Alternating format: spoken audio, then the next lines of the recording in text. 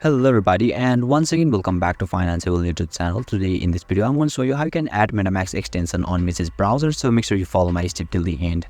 First thing first, I assume that you have already downloaded the Mrs. Browser, and once you open it you will be able to see the interface or dashboard of the Mrs. Browser on the screen, where you can see the extension option at the bottom of this dashboard, which is distinguishable by its puzzle icon.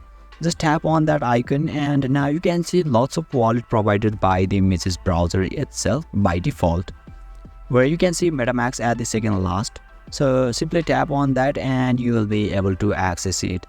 And if you want to hide it, you simply need to see the wallet setting, which is at the top of this section. So once you tap on it, you'll be able to hide it and unhide it successfully as well.